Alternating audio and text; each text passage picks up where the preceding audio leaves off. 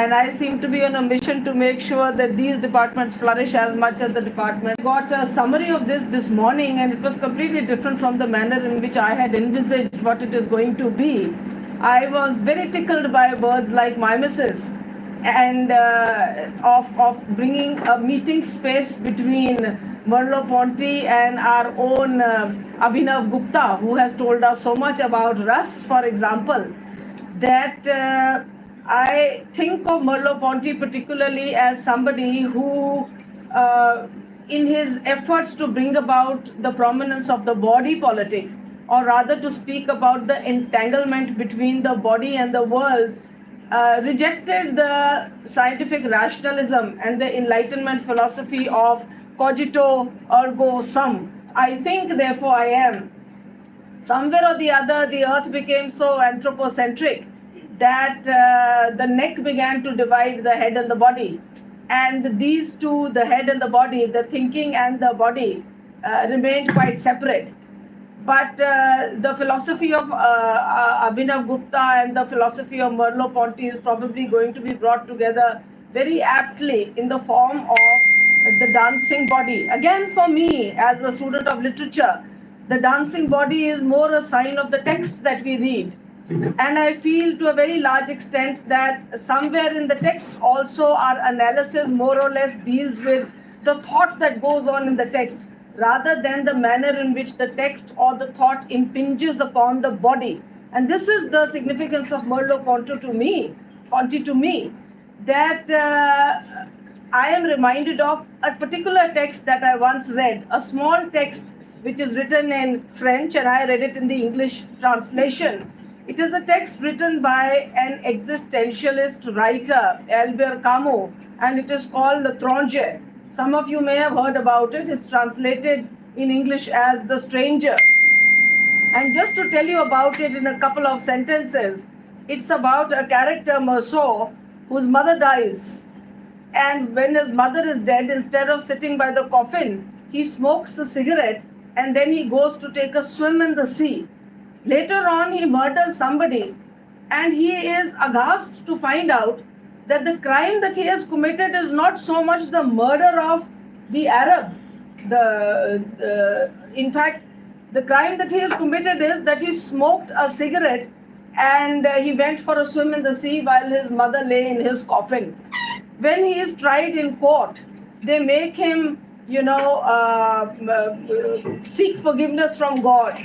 And this particular novel is about this difference between the essence and the existence. And to me, existentialism came home in such a way that Merleau's existence, or the manner in which his sensual being or body responds to, the touch, the feel, or the feeling of the crashing of the water of the sea upon his body, is somehow more significant than the everyday matters that people seem to be so concerned with. So ideas such as truth, justice, love, and even God and hope seem to be the greatest problems that Merleau discovers in life, because he feels that it seems that we are being governed by all this rather than the existence of the world upon the body. So to me, Merleau Ponty is probably somebody to whom I can right in the middle of this painting. And Plato is pointing upwards. That is, he's speaking about the extraordinary, the otherworldly. He's speaking about the ethereal. And Aristotle, who stands next to him, has his finger pointing downwards. I don't know if any of you are familiar with this painting, but it's a really famous painting. And Aristotle is looking at the material world down below. So this Descartesian duality exists in all philosophies. So Merleau Ponty is one of those people who in fact tried to bring about a union between this differentiation that exists in much philosophy, and existentialism appeals in so many ways. So I think somewhere or the other they are going to find a meeting ground between Merleau Ponty and Abhinavgupta.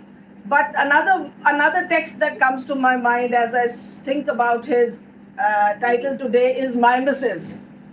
Mimesis, famous work by Eric Feuerbach, who speaks about the manner in which all art is mimetic, and is a representation of reality in the manner in which every generation perceives it. Say, for example, if you had pianos that were used and played upon by the American South, the whites who lived in America in the South during the periods of slavery, probably had great performances on that in drawing room parties in their big country houses.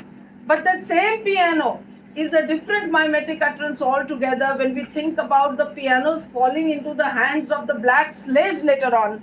By then the pianos had rusted and they were emitting a kind of a screeching sound which became some of the prominent rhythms of jazz music, which became a cry, of the people who had been brutalized by the whites. So we have different impressions of mimesis down the ages, as Eric Uerbach has often spoken about in his work. And therefore, my friends, I think a lot of thoughts and a lot of invigorating ideas must be coming up in everybody's minds today. And I hope today we shall be very pleased and to listen to Professor Chakravarti and what he has to say about these ideas. Thank you very much.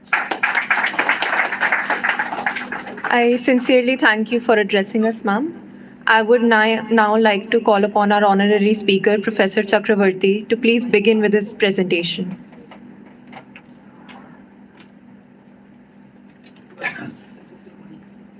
Sir, mic एक बार लगा लीजिएगा.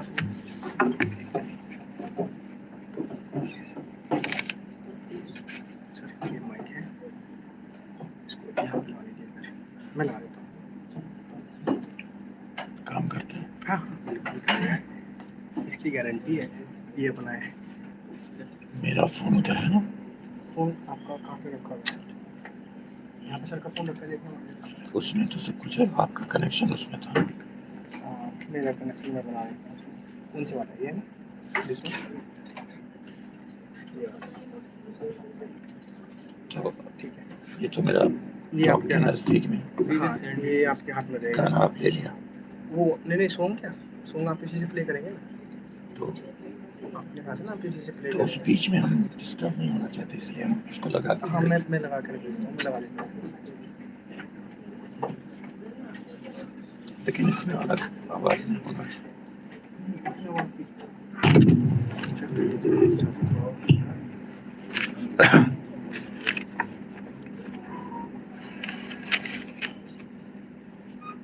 Sir, play करना कौन सा song?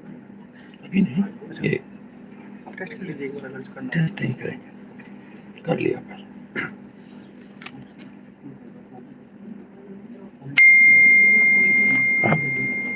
आप तो रहिए इधर. Okay sir.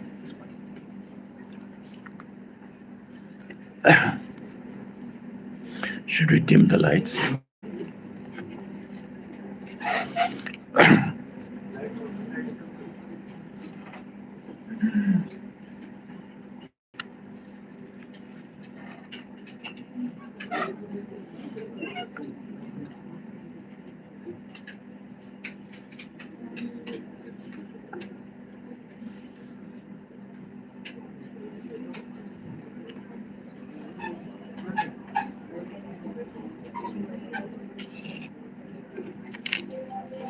ओंकारनाथं महिमावतातं विशुद्धसत्त्वेन सदा विभातं योगीश्वरं योगसमाधिमग्नं नमामि तं प्राञ्जलिराञ्जनेयम्.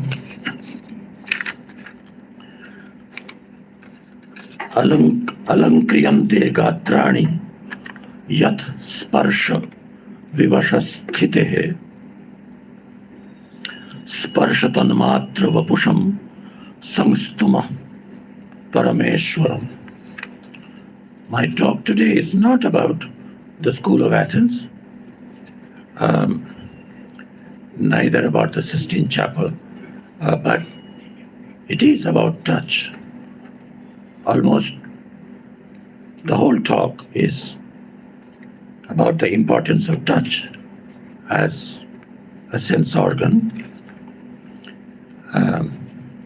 Of course, the coronavirus made us unlearn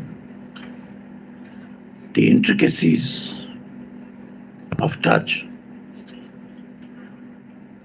But I wanted to start with a invocation verse of chapter 10 and chapter 9 of Natya Shastra.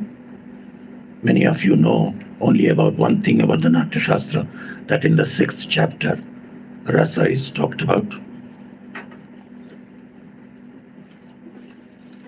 And but it's a 36 chapter book, and it is the Bible of all subsequent Indian dance, although every dance movement developed differently. And even Kathak, which has a lot of Mughal influence, is fundamentally based on this Natya Shastra techniques. So in the 9th chapter, which is about Drishti Bhedas, different kinds of abhinayas and glances, and there are 108 postures and many hundreds of different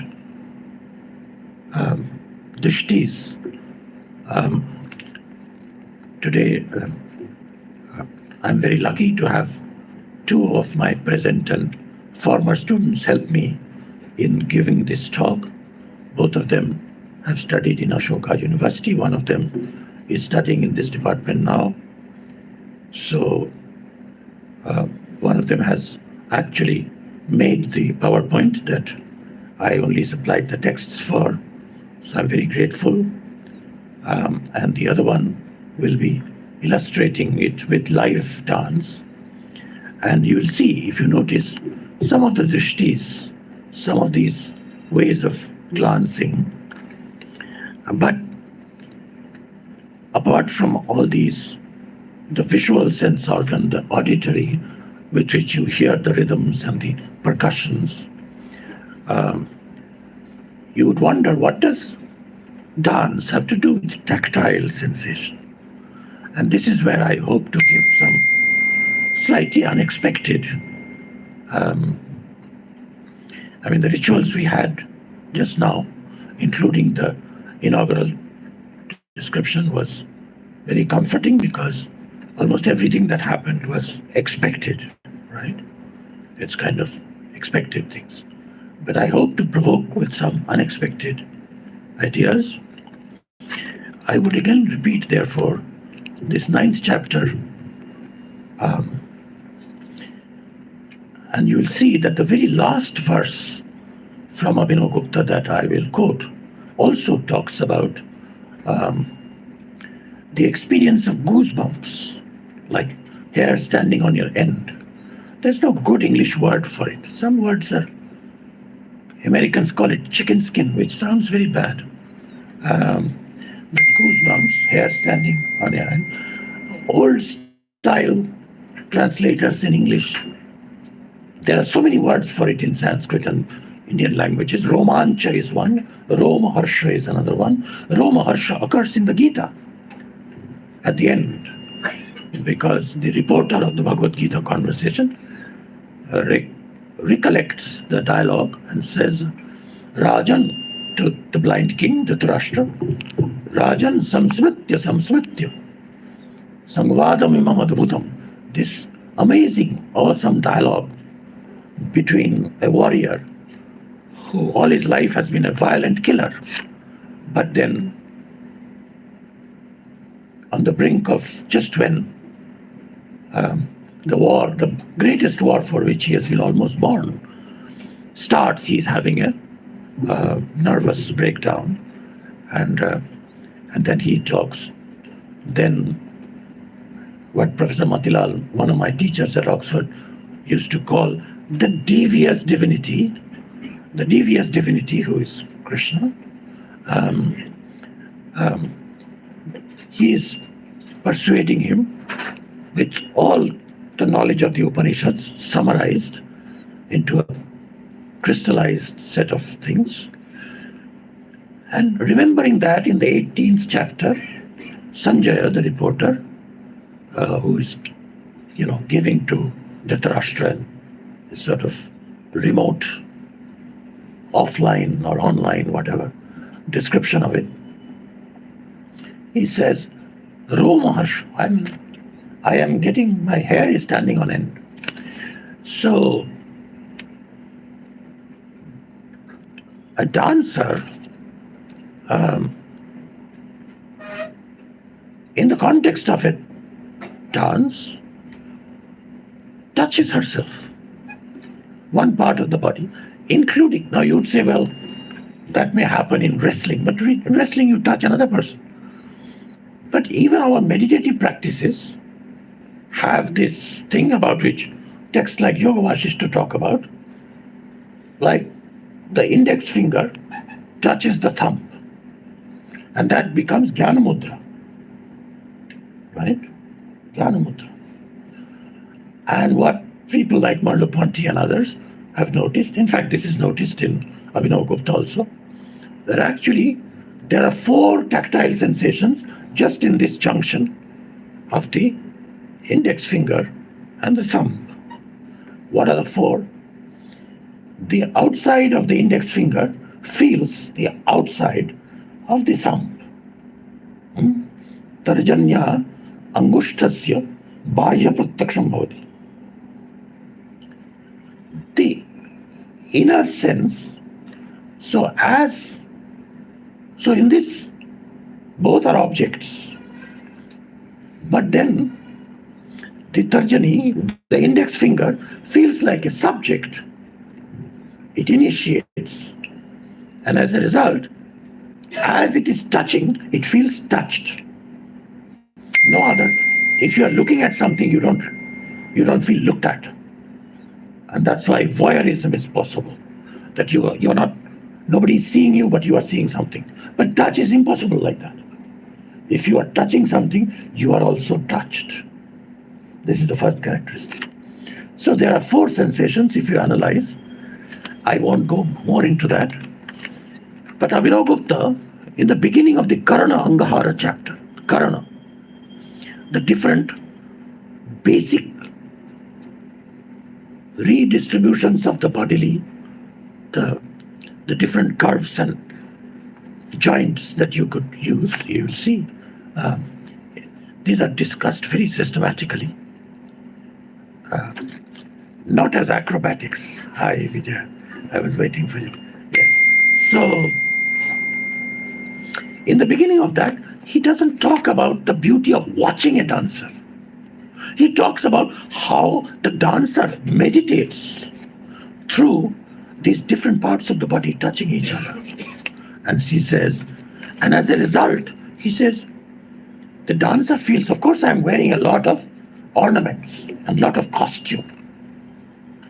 And my feet and my legs and the ankles are decorated by alankriyante nupurei, with different kinds of rows of jingles, as you will hear and see today. But the real ornamentation is by the goosebumps. My body is being decorated with alankriyante gatrani. Alankriyante gatrani yat sparsha vivasha sthite.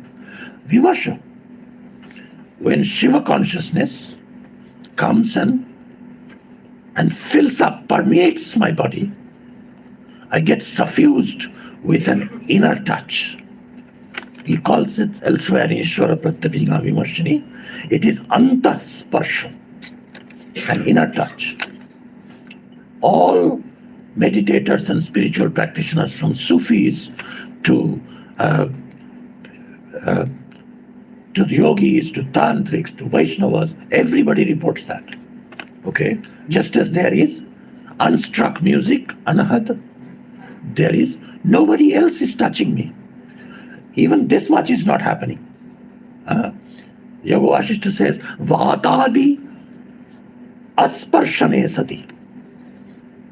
It's not that a gust of wind is touching my body, but from inside, the body is filled up, sparsha vivasha sthite, and then he bows down to Shiva, sparshatan matra vapusham sangstuma parameshwaram. right?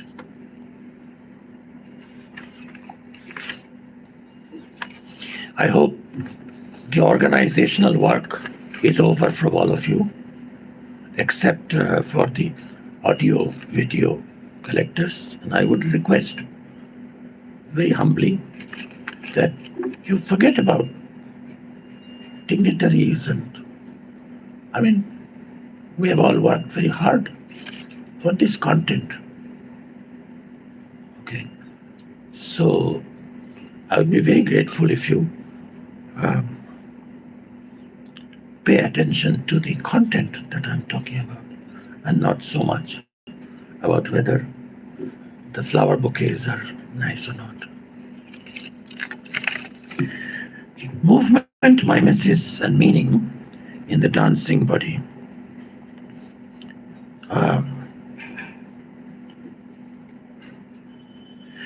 I've divided the talk into 3 parts, as in the title. First part, and the longest part almost, but the second part is long also, is on movement.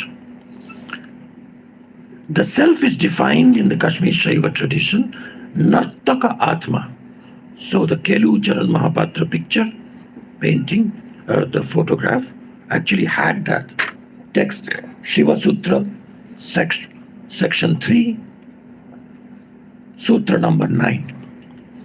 So this is the only definition of Atma or self in the Shiva Sutras. Not just, but Shiva's Atma, each of us, every self in any living body is a dancer. That's Shiva Sutra. Now, one logical result is that this self has to be in space. Movement only can happen in space. A non-spatial, bodiless Descartes kind of self, consciousness alone. Or, now the Nayayika self is not completely not in space, because it is called Sarva Murta Dravya Samyogi. But it is everywhere. Now, if something is already everywhere, it cannot move. You have to be somewhere and not somewhere in order to move. But the Nyaya self cannot move. The Descartes Cartesian self cannot move. And the Sankhya self cannot move. Because Sankhya self does not participate, Purusha, does not participate in any kind of causal mechanism. It is outside time. It is only witness. It is pure consciousness. Prakriti moves. Prakriti is constantly dancing. But it is the Atman, not the body of the soul, but the soul itself, which dances in Kashmir Shaivism. Many people don't know this. Much of the Vedantic and Buddhist spirituality takes the body, and of course you might ask, what about the Buddhist soul? That none of the philosophy students would ask that, because that's an oxymoron. There is no Buddhist soul, right? Buddhists don't believe in a soul. Which doesn't mean that they're Charvakas. Much of the Vedantic and Buddhist spirituality takes the body as a bondage, bandhanam, as a bother, like as if the entire Indian philosophical culture is, when will I give up this body? Huh? That's not the culture, actually, if you think about it, of yoga either. Try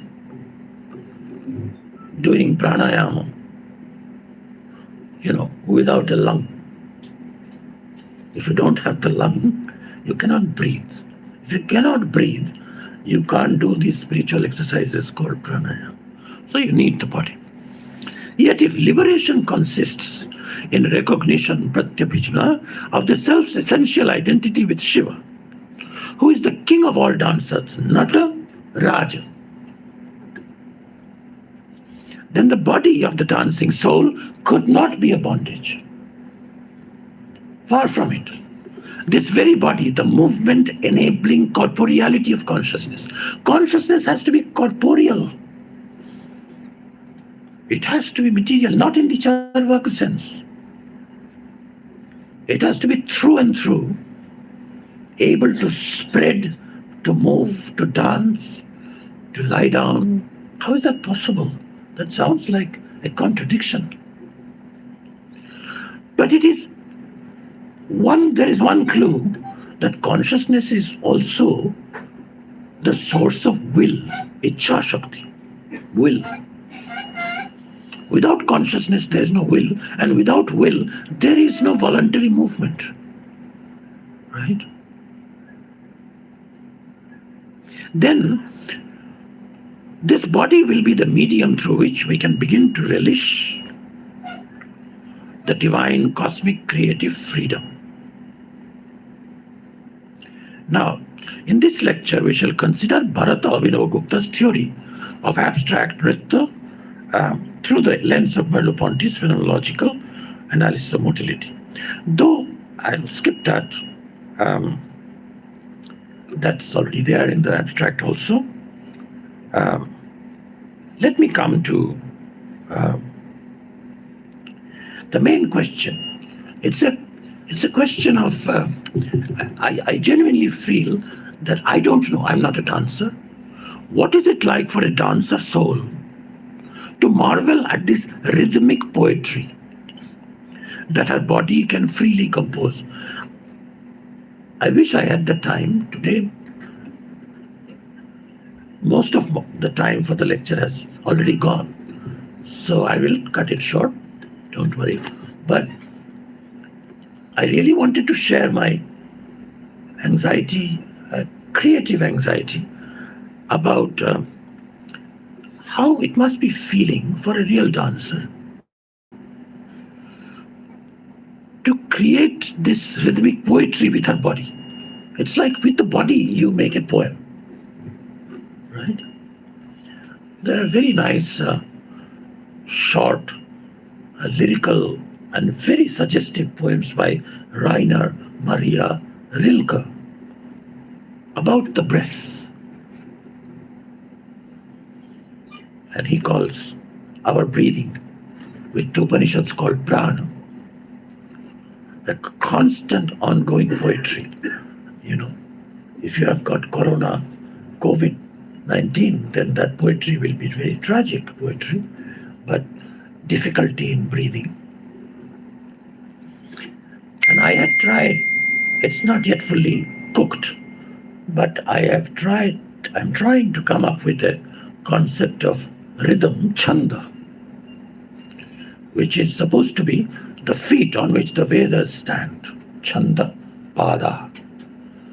And there are 7 chandas, right?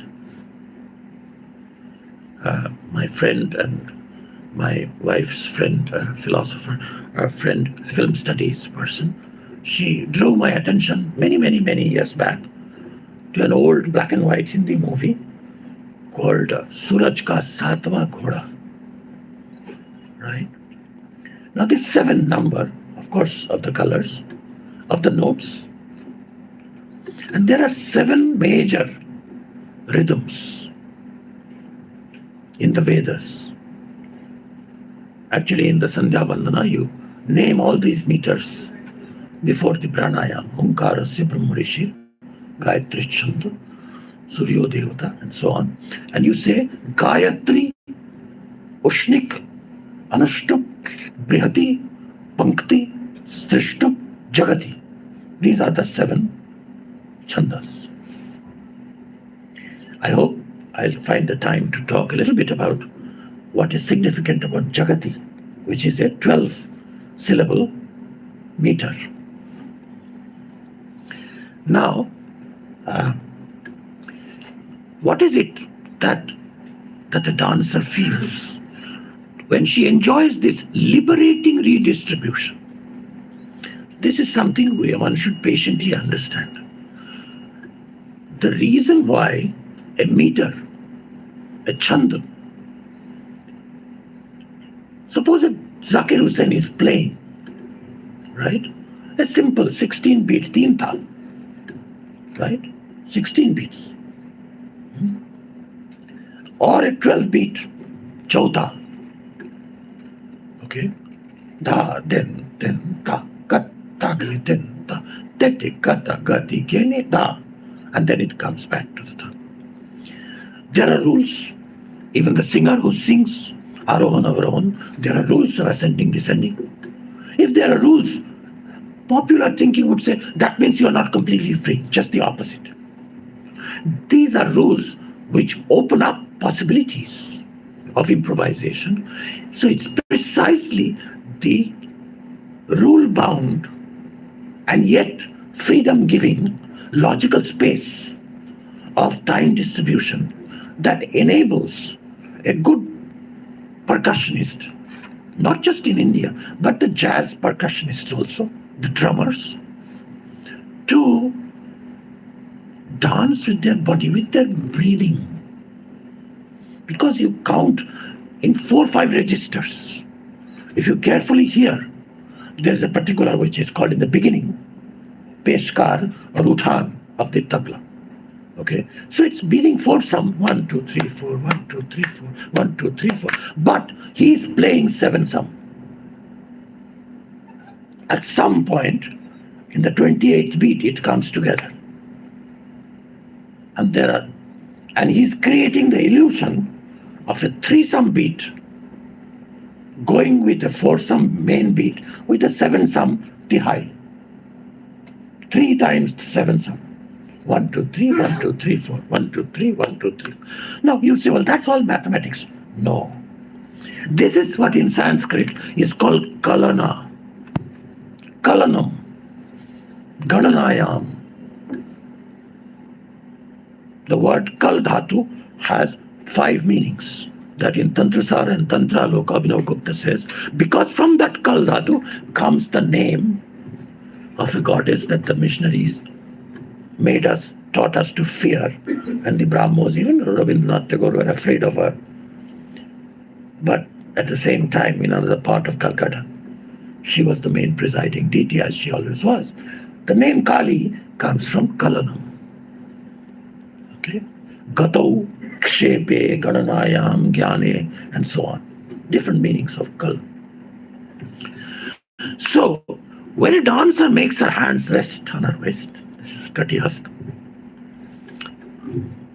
Kati Samam. Right. This is just one posture. Yes. So you can see contact is happening,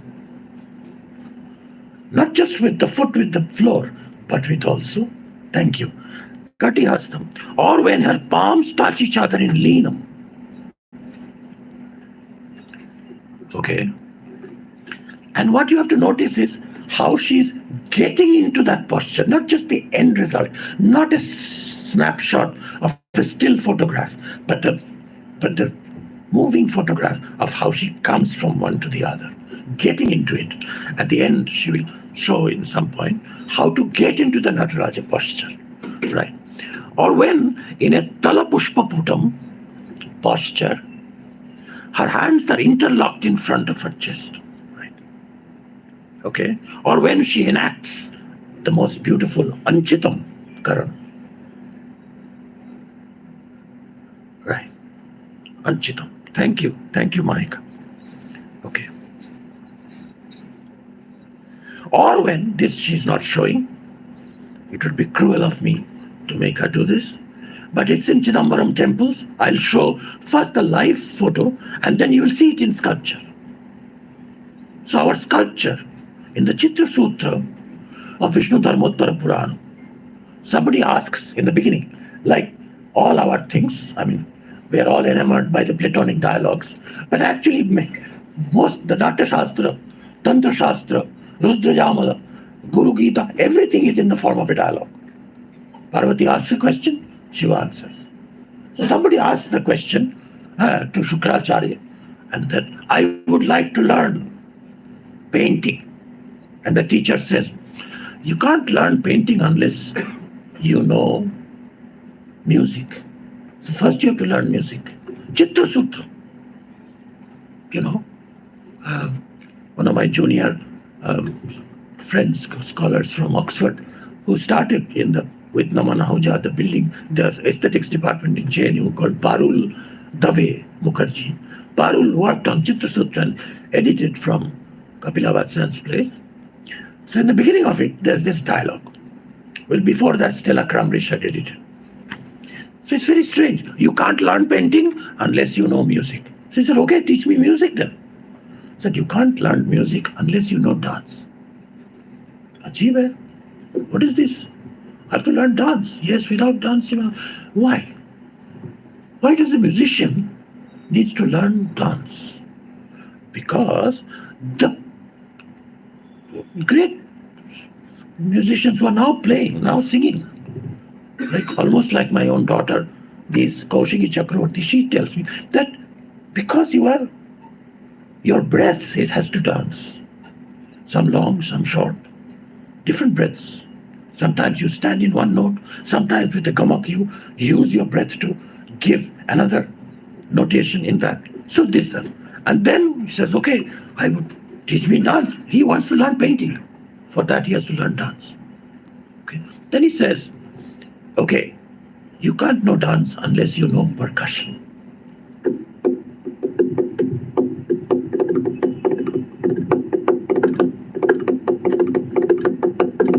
You have to know this for painting. Why? And ultimately, these dance moves are frozen into the sculpture. Now, what happened to that? There was a sculpture of this that somehow missed. In any case, there's a sculpture of this. You can see it many places. Konarak has it. Chidambaram has it. Now, imitating the facial how is this taught? We are coming now to mimesis. Imitating the facial expressions and gestures and postures of another living, conscious, communicative human body is one of the first manifested innate capacities of a human child. 8 hour, not 8 year, not 8 months, not 8 days, 8-hour-old children can do this.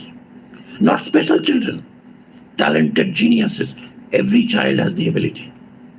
There's a lot of research in the last 30 years on this. The need to explain this amazing and universal capacity has led in neuroscience of the last 35 years to the discovery of so-called mirror neurons. There are still people, skeptics, who believe that mirror neurons have not been actually found. But without that, there is no explanation. Babies as young as 8 hours old are known to be able to do this sort of imitation quite spontaneously. As you can see, the adult is making a face, and this particular baby was like 2 days old. And the 2-day-old baby is sticking out the tongue. And what is amazing, the report from like late 1990s is that if the babies make a mistake, like suppose you frown and it sticks out its tongue, and then without any, obviously there's no question of verbal, there's no talk or anything, they correct themselves. You do it again and they correct themselves. So there is some basic imitation ability. Now, my tentative claim is that dance as a performance art, an aesthetic appreciation of dance, even when we subtract the theater element from it, involves imitation, or mimesis at 2 stages. First, when the dance teacher demonstrates a sequence of movements, the disciple is expected to emulate, which is to learn by imitating the teacher's movements. It's like the teacher says, move like the teacher moves. See what I'm doing, do that. Right? That's fundamental. But then another level, when the trained dancer performs on the stage, even an outwardly immobile spectator audience internally simulates, albeit through visceral imagination, what it would be like to move as the dancer is moving, as it were, in sync with the performer. It's like in music, it happens with more commonly that what is called people hum in their own mind. Just figure, as they figure out, ki bhai, This is not quite Malkos. It's not quite Darbari. It's Kaushiki Kannada. Because the element of Darbari, element of Malkos is there. And they suddenly, they cannot fully understand it just by thinking of the sargam on a piece of paper. They have to do it in their thought. And now imagine, let's create this concept of muscular humming, as if the muscles hum to understand the movement. To understand is to implicitly, as it were, unobservably, actually repeat that movement. Okay? I used to explain this to my students when I taught enactive psychology of Gibson and all that, of affordances. I would do one or two special yogic mudras that we learnt in childhood or something. There is a yoni mudra. Wait, look, the end result looks like this. Okay? It looks like this. Just by seeing it, most people cannot do it. So you have to do it from the beginning as to how you get to it. And then after that, those of us who know, if I see somebody doing the yoni mudra, right? Something happens in my fingertips. I won't show it to people, but I'm doing it. I understand what exactly he's doing. So to understand what the other person is doing, physically or even mentally, if he's angry, is to, as it were, have a visceral empathy. And this is what I was calling like tactile muscular humming in order to understand. Now,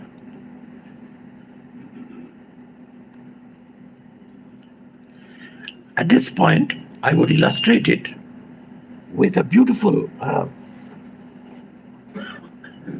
verse to which Mahika has actually choreographed. We will hear this verse twice. Okay? In between, I will read the English translation. So I have changed my plan. We'll start with the Sanskrit song first, and then it will be, basically the idea is this in one verse. Shiva is teaching dance. He's like Ur dancer. He's teaching Devi, his other half, goddess Parvati, and he's correcting her a little bit. So the first choreography is from Shiva's side. Okay, you'll see she will be a little bit on profile, as it were, not facing you guys, but as if, and then she will do from this side the same song from Parvati's side. Okay, and so maybe I should first do the translation. The idea will. So Sanskrit you will hear in the song by a great professor. Professor Naresh Kirti of Ashoka University in Carnatic classical style. But here's the idea. This way, please, stretch your graceful creeper-like hand, Devi, and now hold your trunk this way. Oh, no, not that high. Bend a little, and now fold your front leg. Evam dharaya Devi bahulatikam. Evam kurushu angakam. No, ma atyuchaya namo. Bend. Kunchaya agracharanam. Mam pashya. I was telling you, the teacher says, look at me, do this. Okay? Now, let's see.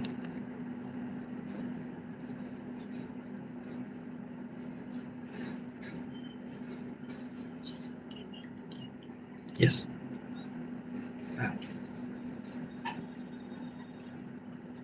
इधर तो चल रहा है.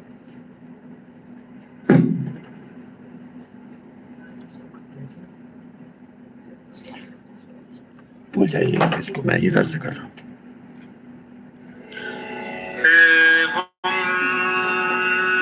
Yes, I'll start again. I was hoping this will work, but yes, just 1 second. Yes. धारय देवी बाहुलतिका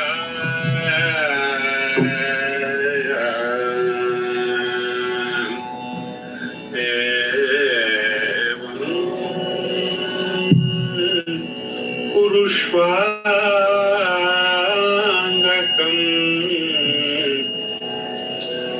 एवं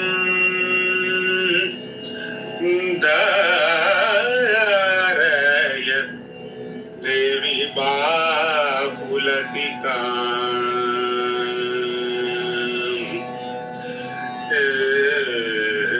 एवं पुरुष्वाङ्गकम्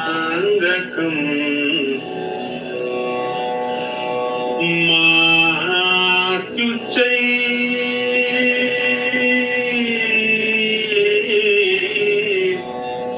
नम कुञ्चयाग्रचरणम्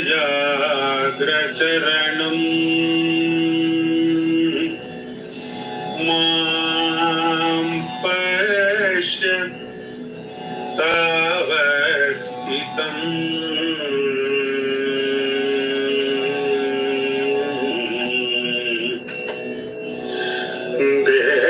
देवीं नर्तयत स्ववक्त्रमुरजेना bother ध्वनिना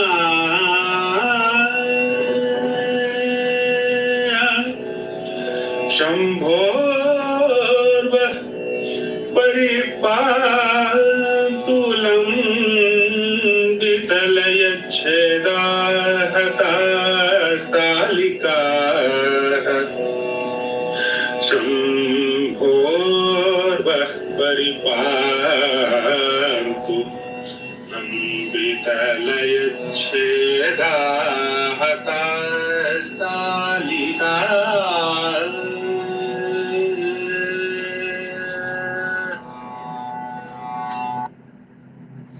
Okay. Now, from Parvati's side, okay, I'll need that again. But this time, I'll try because she has demonstrated it. But the percussion, that verse says that there is no other mridangam in that classroom, in Kailas Parvat maybe, except his voice. But he is also doing talika. This is again just a minor thing to remind you. The long discourse that I started with on touch.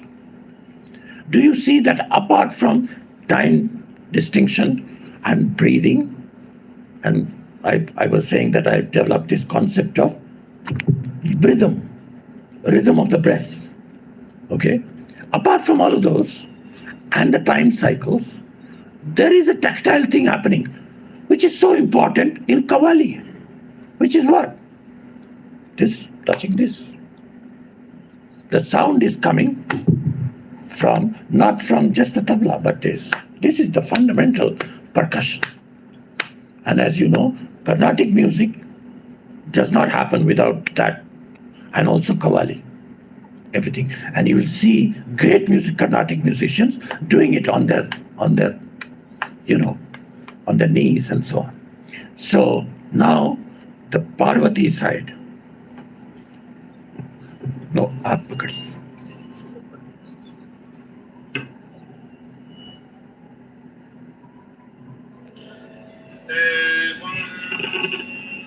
Huh? Start again.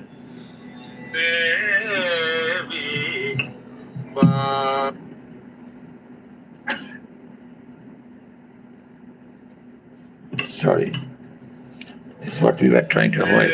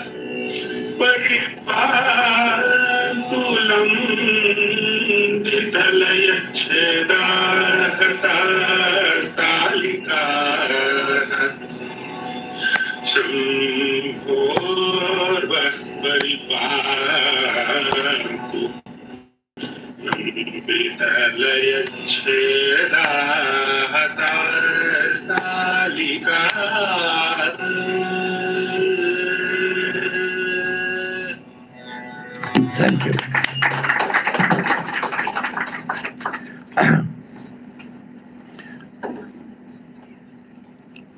Now, why is imitation of this kind enjoyable? Why? Why do we like to imitate? And I have put it in the form of a puzzle. While we value a good imitation, even more, I don't need that, thanks.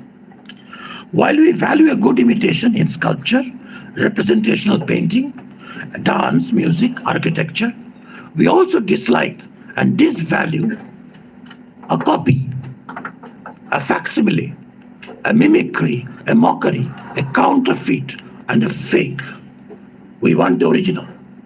We don't like fake. I mean, of course, nowadays, 80% of education consists in photocopying and taking photographs. I ask students, right, did you understand what I wrote on the whiteboard? They said, don't worry, I took a photo. So that's the beginning and end of education. Now, why is that puzzling? Is it good or bad? So you will see I've arranged the arguments for and against. From Vedic times, this is in favor of imitation. Shilpa, the word shilpa. In Atharva Veda, there is a line saying, Atma samskritir vava shilpani. The cultivation and the civilization and improvement of the self is through shilpa. Or art has meant skillful and amazing imitation of something natural. Bharata, in fact, defined theatre, natya, as imitative recital of emotions. Bhava anukirtanam. This is positive for imitation. Anukirtanam, anukaranam is good. Again, starting with Plato, imitation in metaphysics is negatively valued as against the original, the genuine, the real, the natural. To copy is to produce a fake, a counterfeit, right? And again, mockery, mimicry, imitation, emulation, mimesis all mean very different things now in modern English. Again, in 20th century cognitive science, artificial intelligence, research, and robotics and imitation is the key not only to simulate the mind in the philosophical contemporary discussion of how do we know other minds and others' feelings. There are two sides. One is called theory, and the other is called simulation theory. So simulation is, of course, copying. I know that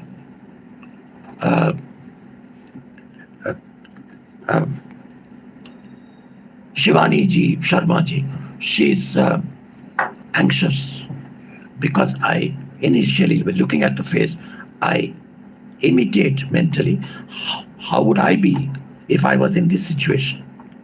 So in this situation, all my responsibility is on me. I, as if were, prepare an affective asset, an emotional copy of her. This is the only way to know other people. So even this fundamental human capacity of empathy is based on imitation in some sense. But on the other hand, in computer science, Alan Turing's 1950 seminal paper, from which the theory of artificial intelligence comes, is called imitation game.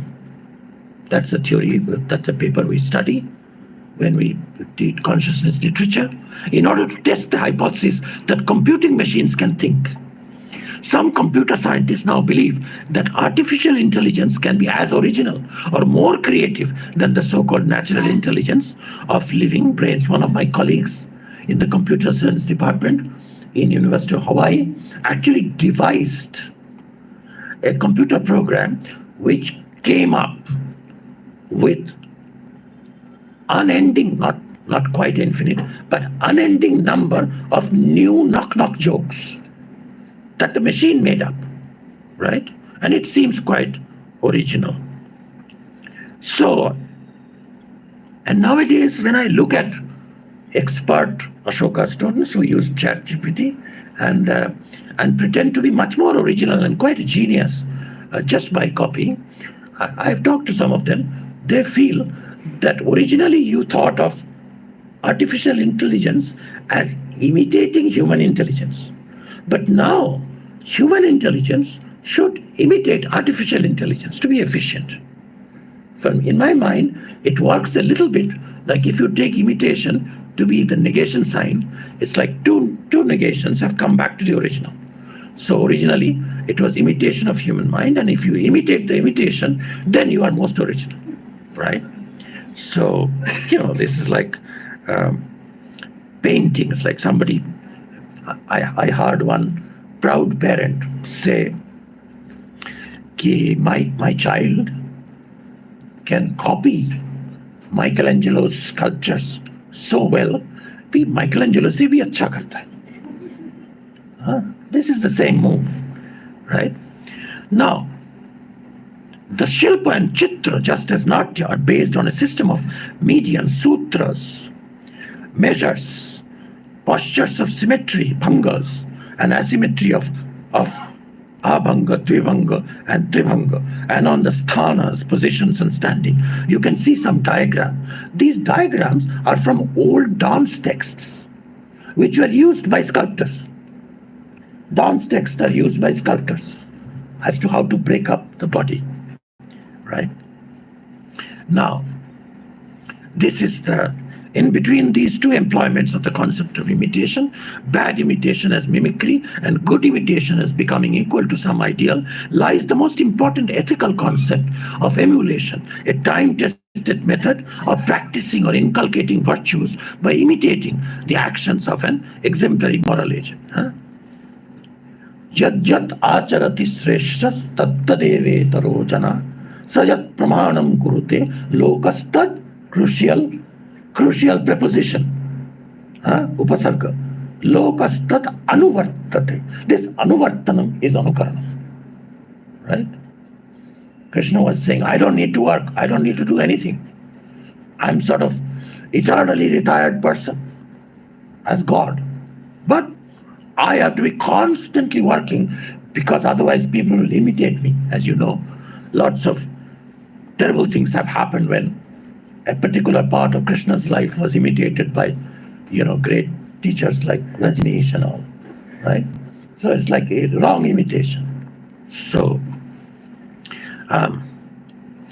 now, this is actually what I was looking for, the parallelism. So this posture and this in the sculpture, perhaps performatively or imaginatively imitating or emulating a consummate dancer such as Guru Kelucharan Mahapatra or Birju Maharaj or Padma Subramaniam, we self-reflexively bring out the dancer soul or Nartaka Atma in each of us.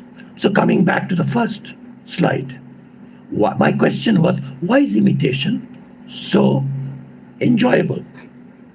Not only one doing imitation, but if you see, and this is not like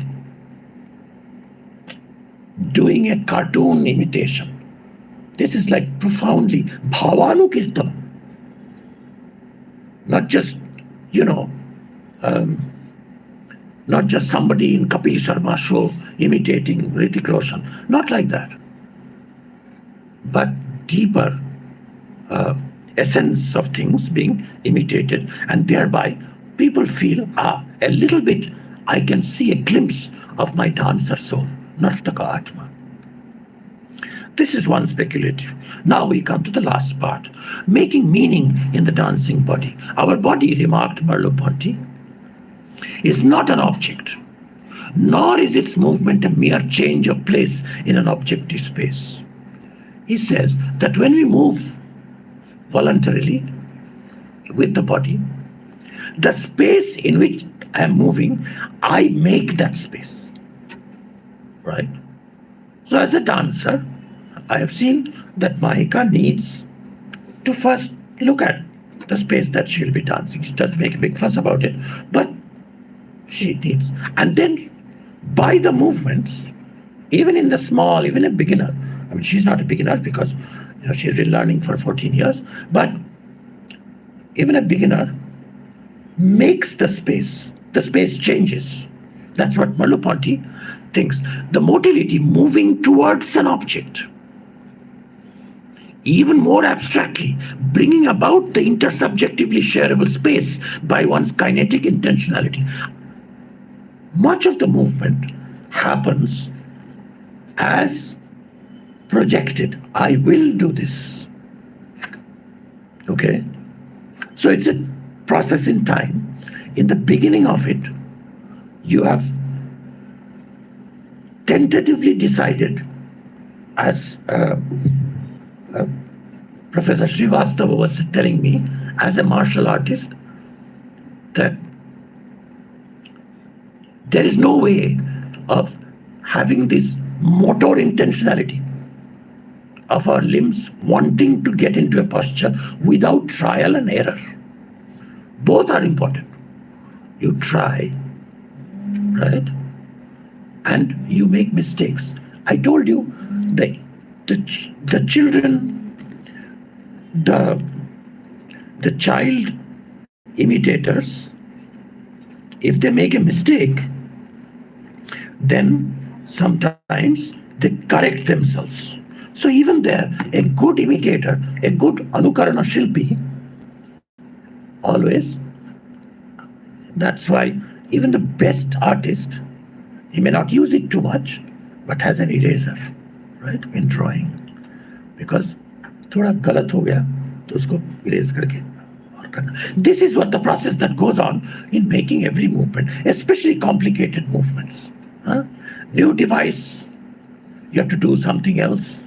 Like, I think 50 years back, people just didn't have in their fingertips the skill to type out an entire love letter or a breakup letter on this little thing, right?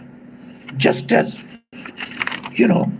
for at least 3,000 years, people read, first 2,000 years they read like this, the manuscripts. Then for 2,000 years like this. This is the movement. And now the kids, Ashoka kids, and even school kids, they don't read like this. They read like this. Right? That's the motility, that's the movement. And that affects your sense of syntax, that affects your sense of pause, that affects how much you remember from the first part or the second part. You may never see both the pages together because they come in a sequence, that which was side by side. I don't know how Loeb classical editions with one side Greek, one side English will be read now. Because by the time you read the English, the Greek is gone. Right? And this is a different kind of reading habits. This motility, moving towards an object, is an intentionality, Merleau-Ponty says, more basic than cognitive intentionality. On page 159 of Phenomenology of Perception, he says, that consciousness in the first place is not a matter of I think that, thinking of a propositions which can be true or false at all. Consciousness is primarily of I can do this, doing things.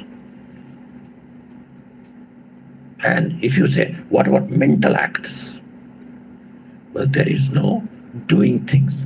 The child feels that it can do something, not by thinking up a new idea, but by opening its fists and closing it by.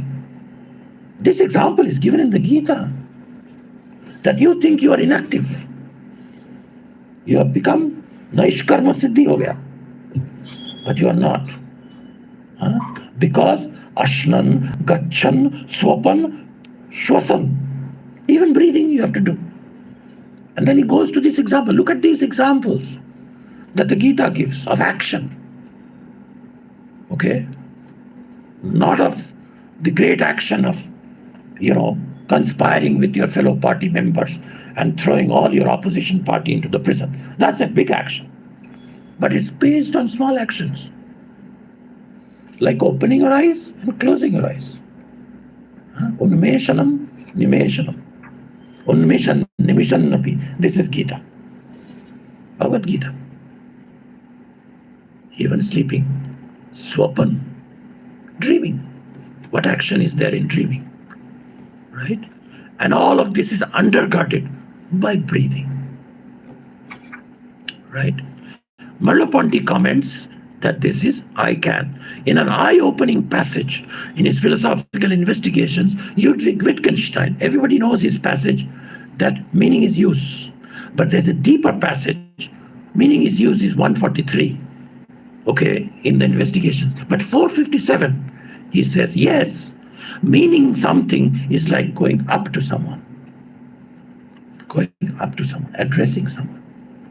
On this addressing, Professor Ramchandra Gandhi wrote a whole book on the act of addressing, presuppositions of human communication, and also availability of religious ideas. I have come to the end of my talk. When Shiva dances for Parvati, Kali dances for Shiva, Krishna dances for the gopis, or an Odissi dancer like Mahika dances for her audience, their bodies make new meanings.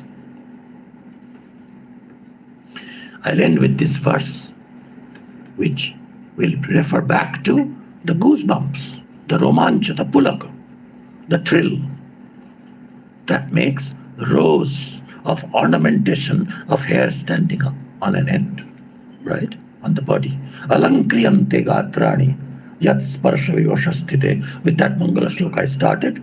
With this one I will end. First the Sanskrit. In a spiritual crescendo of tantric suffusing of the body with Shiva consciousness, Abhinavgupta experiences this epiphany where the material body itself turns into the experience of absolute freedom, of moksha. Not that in spite of being in the body as a Jivan Mukta, you have experienced freedom, but your body becomes the freedom. Okay? The cage in which the free-floating spirit of the bird was confined, the cage becomes the sky.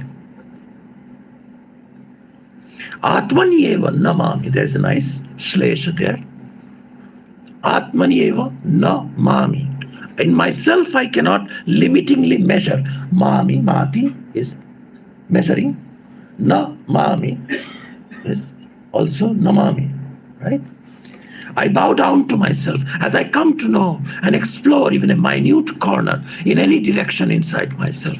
And by force, hatat, runde, janami runde, hatat, arrest my concentration on it as my hair standing on end, the lines of goosebumps. That particular samasa is so beautiful. I don't want to ruin it by visarat romancha rekhankura krantya. Ankura, like the sprouting. My body is sprouting all over. Okay? And what do? Okay, I search even the minute corner direction. Ani asira pidisho. different directions the body could go. And I focus on any one of them. Jana Mirunde. And then I sing in a rhythmic, repetitive pattern. Bhairava, Bhairava, Bhairava, Bhairava. Okay. Janme Bhairava, Bhairaveti Ratato. What happens? The knots of my heart burst open. And the joints of this iron cage of the body, they loosen. Trutyat Patava Pasha Panjara Bhara. And as a result, what happens? This body becomes moksha, kayopi mokshayate. I couldn't find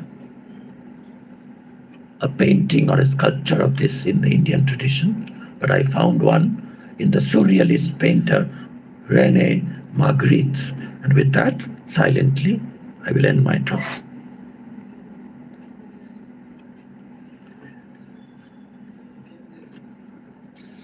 So, kayopi mokshayate. The whole body has become not just transparent, it has become the sky. Right? Imagine that feeling.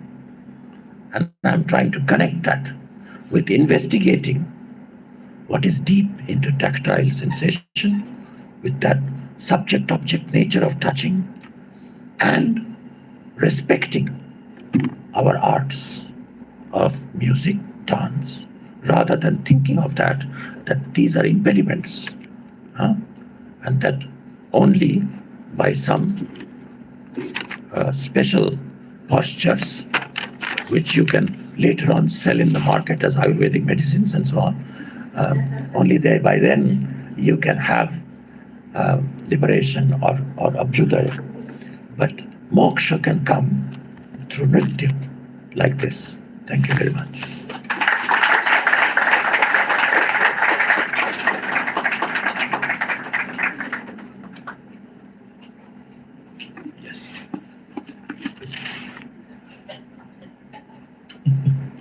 Thank you so much for such an intellectually stimulating lecture, sir.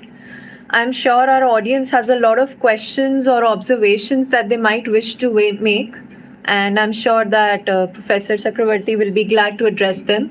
So everybody please, any questions, any observations?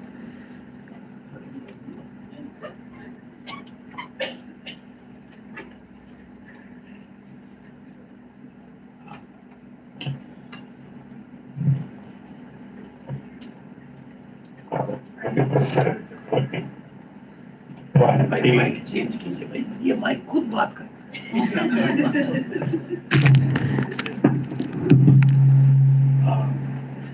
You gave a very passionate and deliberating talk. During the course of your deliberation, you happened to use a couple of phrases. Say, liberating redistribution. And then visceral empathy. I'll be very happy and glad if you could explain with illustration these two phrases. And the last question is, sorry, what do you mean by moksha for you? The last question is quite big.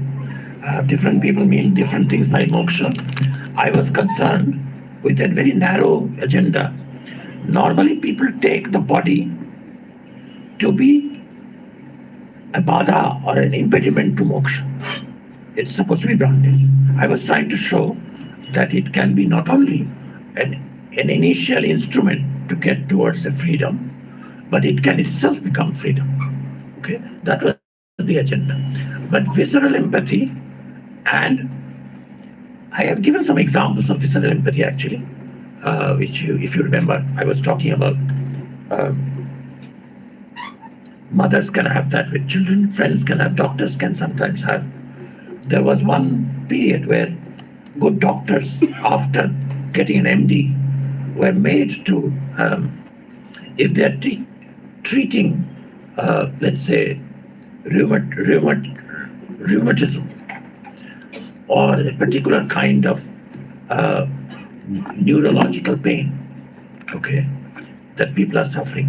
One of the hardest things that all pain medication is still struggling all over the world to deal with, for example, is lower back pain. Lower back pain, no physical signs. You do, scans and things, you can't find anything. So some doctors say it's in your mind, but it's not.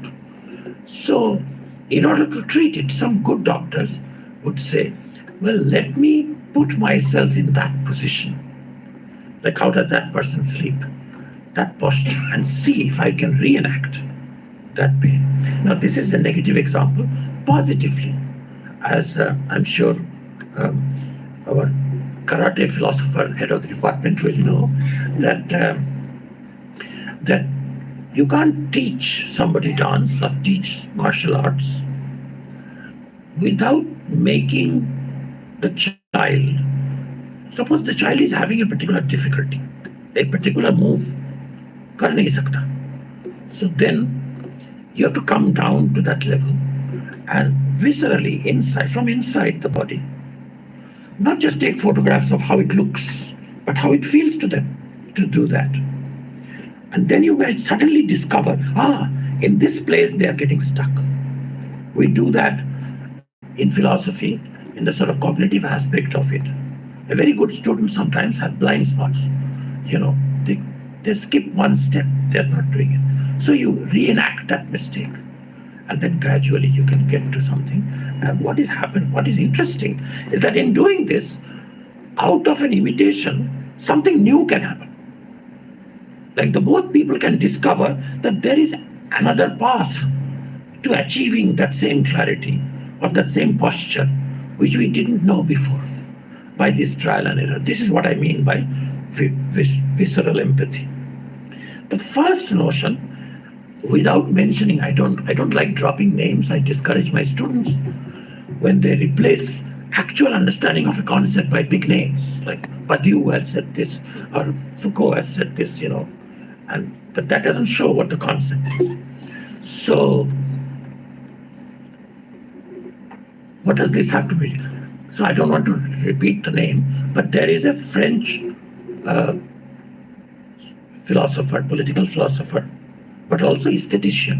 His book, his most famous small book, difficult to read, called Politics of Aesthetics. And his name is Jacques Rancière. Rancière thinks that all aesthetic experience is taking quotidian, ordinary life emotions and ordinary life ways of going, touching, sensing. Aesthesis is sensation, and reorganizing. There's a very nice definition of education that I'm sure Vijaya knows and other people here know, by Gayatri Spivak.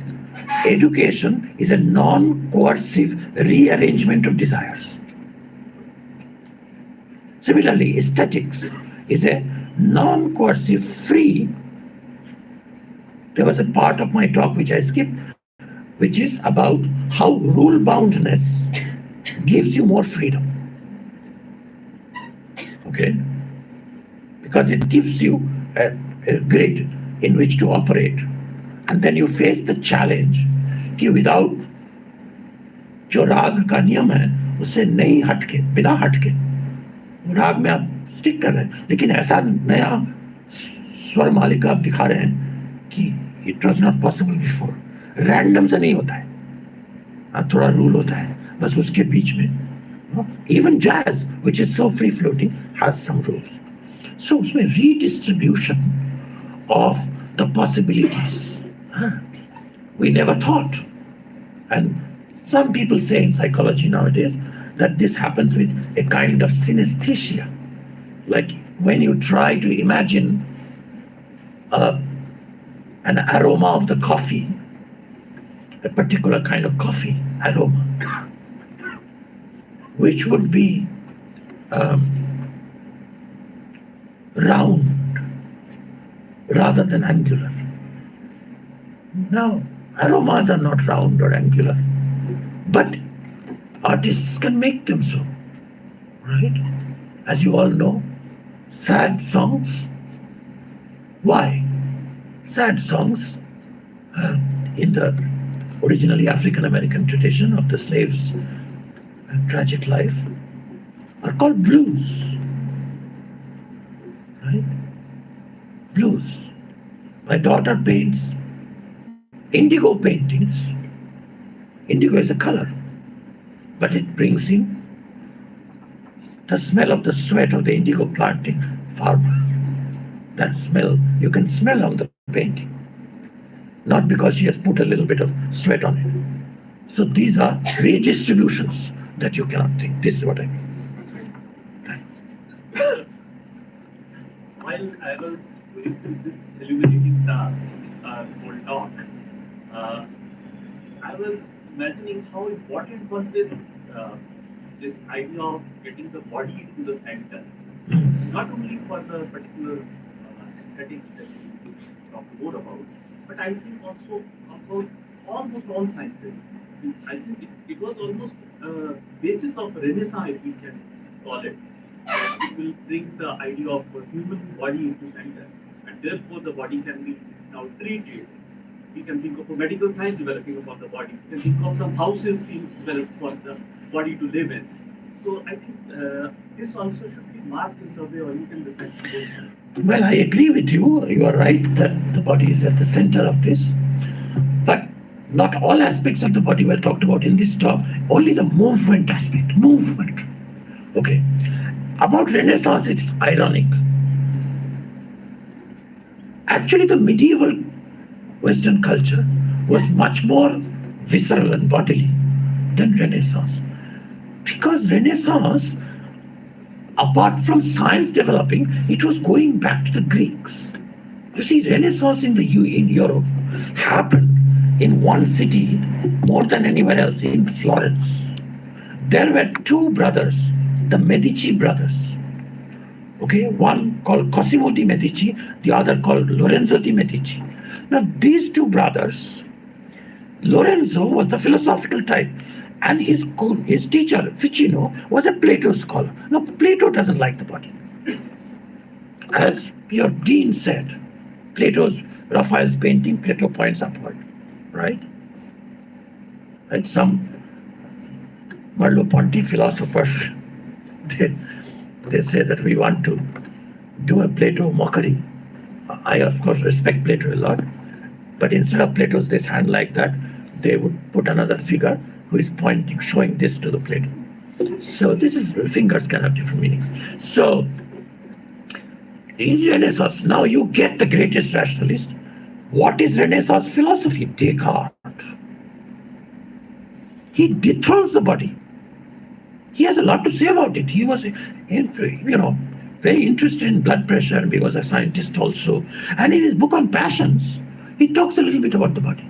But when it comes to consciousness and thinking, it is just thinking without the body, as if you don't need the body. And the history is complicated there. So it's not that all Renaissance was just bringing the body. It was both studying the body and ignoring and pretending that it can do without it, just soul. So it's interesting, yeah. Yes. Just to add a footnote, there is a Baconian tradition simultaneously to Descartes, where body is being given importance. Yes. So to speak, when we come to Merleau-Ponty and many others. Did you say Bacon? Francis Bacon? Yeah, Francis Bacon. Right. Yeah.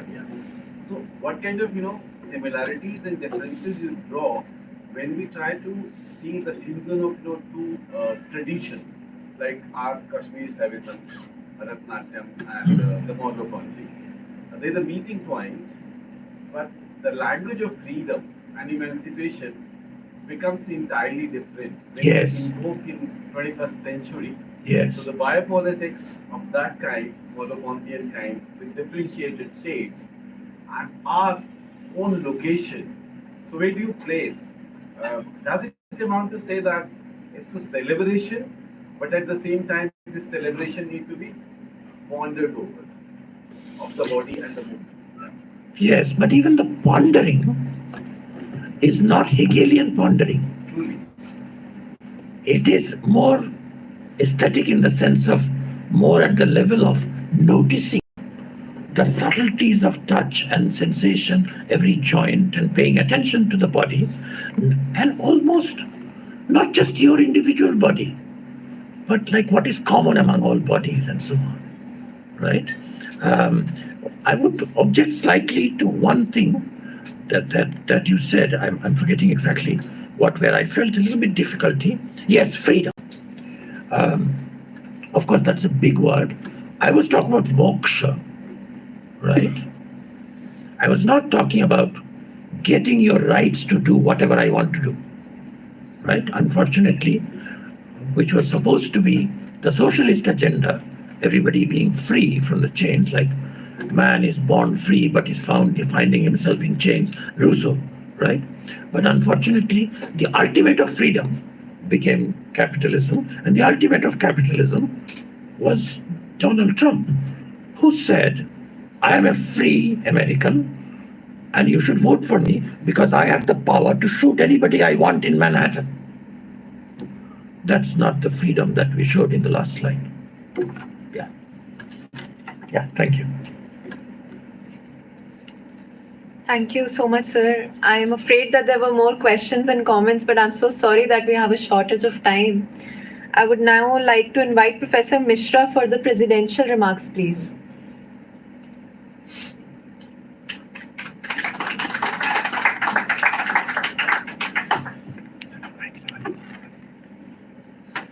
Thank you very much. Before you start, I mentioned my caste name so much, but I have to express my gratitude to my former student, who is still a student, and my student, who gave all the entire power. So we have token of gratitude for Right. Please.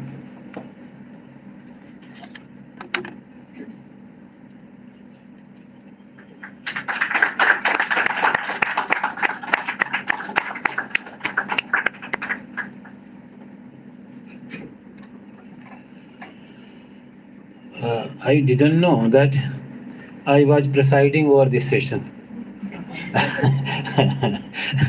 I was sitting as a listener and learning something which I couldn't learn earlier. So I am not going to explain and not going to speak a lot of time. I will be talking only a few words. This lecture is one of the lectures which are being organized by ICPR as a visiting fellow, visiting professors program, overseas visiting professor program.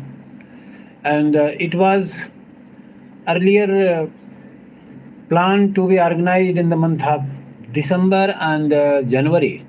But unfortunately, at that time, it could not be organized, and we are organizing at this moment. So this one is the second lecture in this series. 5 lectures are to be given by Professor Chakravarti, and RPC chose his name for visiting professor in India, and he will be delivering 3 more lectures in this series. The next lecture is going to be organized in Banaras Hindu University, and 4th one will be organized in Delhi, and 5th one is in Lucknow. So these are 5 lectures, and the theme of this lecture is actually philosophy of body. Usually when we study Indian philosophy, many a times it is said that Indian philosophy is spiritual and Western philosophy is material. And we live in this dichotomy. Whether this dichotomy is genuine one, correct one, this should be investigated, discussed.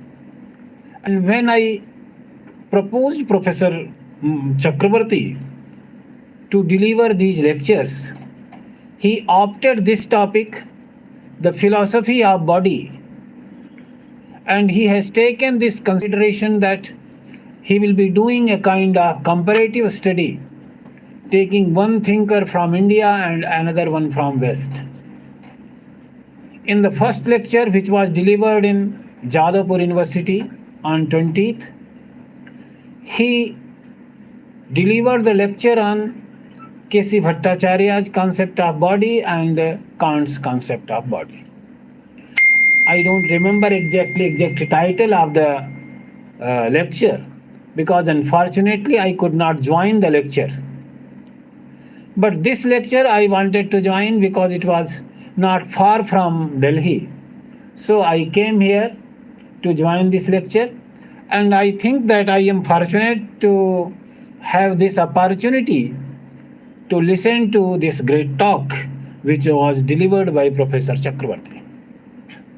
He takes so many issues, and you can see that he has taken the idea of consciousness, how we learn, how we think, and how the artificial intelligence is learning at this moment. So his area of research, his area of studies are so vast, in which he can claim, as he told, that if you are willing to learn painting, you first learn music, and there beforehand you must learn dancing. But unfortunately, I don't know any one of them. So actually in India, it is very much said, Sahitya Sangeeta Kala Vihina Sakshat Pashuh Puchya Vishanahina.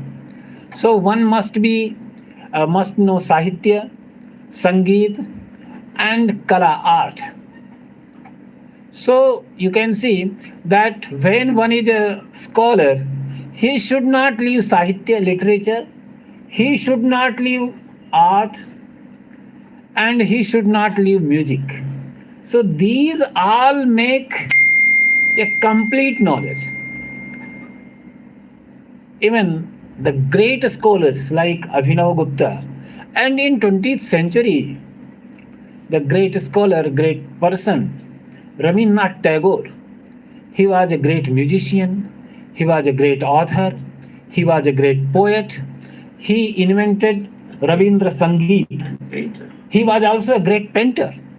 So when someone is a complete man, you can see that there is a holistic approach in Indian culture.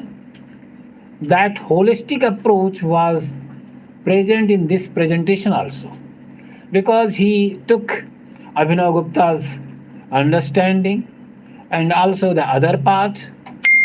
So these type of lectures actually make us think in taking a broader perspective.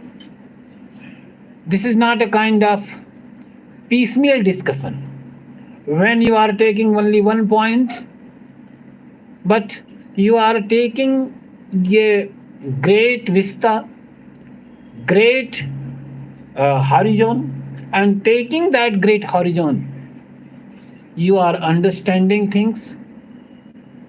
And I think the listeners must have been benefited from this lecture, and ICPR is going to publish these lectures in a form of a book, hopefully in near future.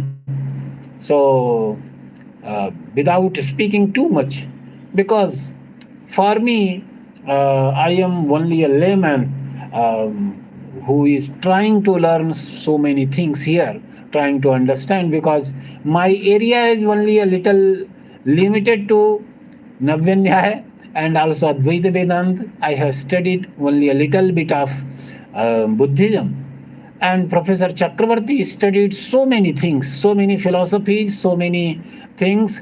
So from him we always learn something, and such type of scholars, such type of lectures are for the benefit of the listeners and also for the scholars. Thank you very much for accepting our request to deliver the lecture, deliver the talk. And also I am thankful for these scholars, these listeners who are here to listen to this great lecture. Thank you very much.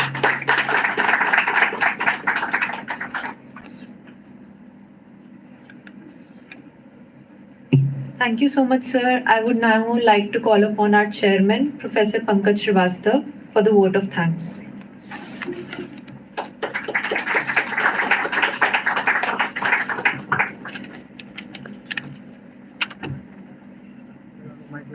Thank you.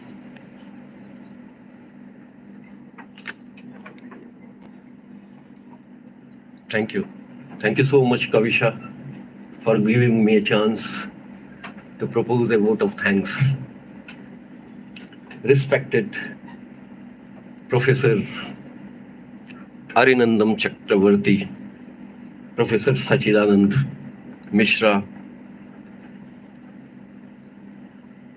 in audience, Professor Sebastian,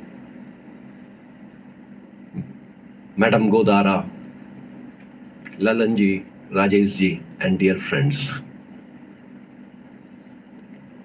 Indeed, I am deeply honored to express my sincere appreciation for the insightful talk delivered by Professor Arvindam Chakravarti on the very captivating theme, movement, mimesis, and meaning in the dancing body, insights into Abhinavgupta and Merleau Ponty. To my mind, Professor Chakravarti is skillfully traversed of Abhinavgupta's theory of abstract pure dance and Merleau Ponty phenomenological analysis of motility. He offers profound insight into the interplay between and among what I used to call with my student affective, cognitive, and cognitive. In the words of Merleau Ponty, embodied consciousness.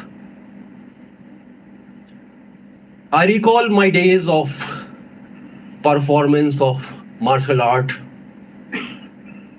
at different places in India, and then my journey towards philosophy, which is more speculative, meditative, and contemplative.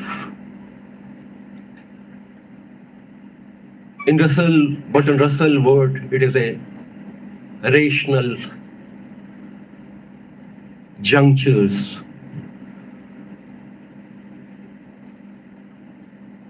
art of rational conjectures. For me personally, when I recall my performance and this journey towards philosophy, because I initiated myself in this performing art towards philosophy. So for me, Chakravarti opens a whole new world of integration of binaries, matter and consciousness, self and others, subject and object, philosophy and performative philosophy and performance. As I reflect on his discourse, it's truly fascinating to consider how dancer from diverse background brings their unique experience and perspectives to their craft. Embracing this diversity enables us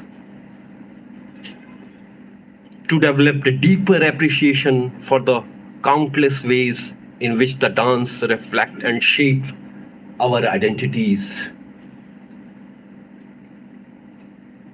The mythological story of Tandu, who taught the dance of Shiva, that is Tandav, serve as a mark of deep-rooted cultural heritage that underline the art of dance. But to my mind, exploring the socio-cultural context that shape our sense of dance allow us to celebrate its diversity and complexity within our life world.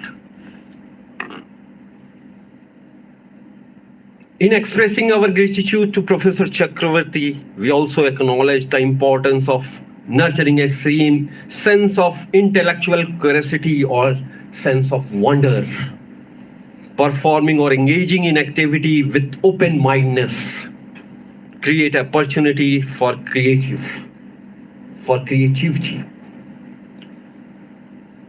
What I emphasize is that the critical reflection should be more creative. Only then would we continue to expand our origin or sense of truth, goodness, and well-being. That is a Satyam, Shivam, Sundaram.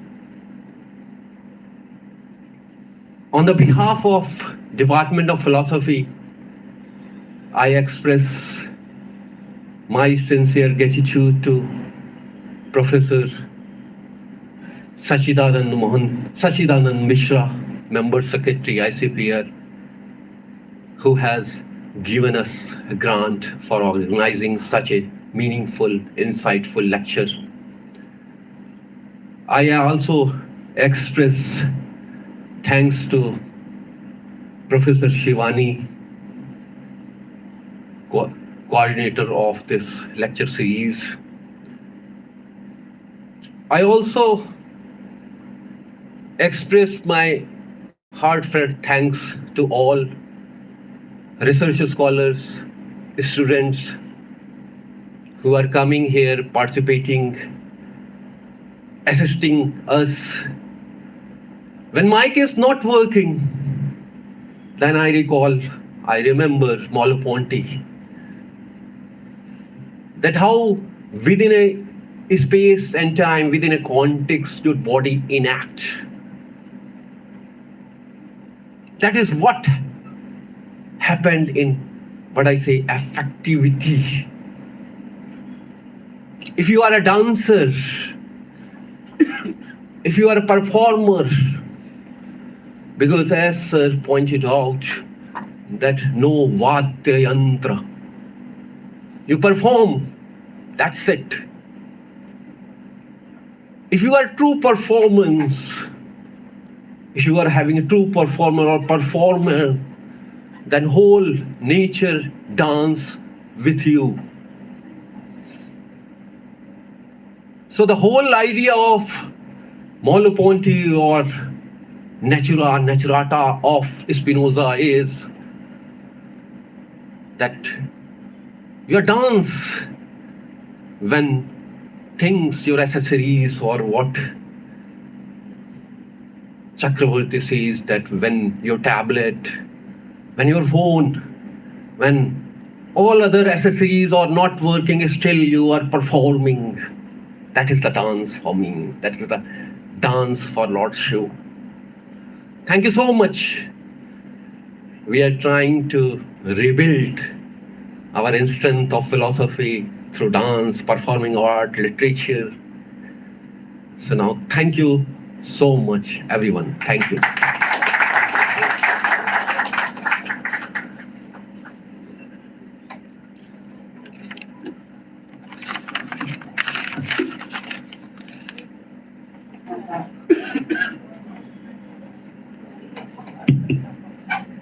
I now invite everybody for lunch it has been arranged for in the hall outside. Everybody, please help yourselves. Thank you.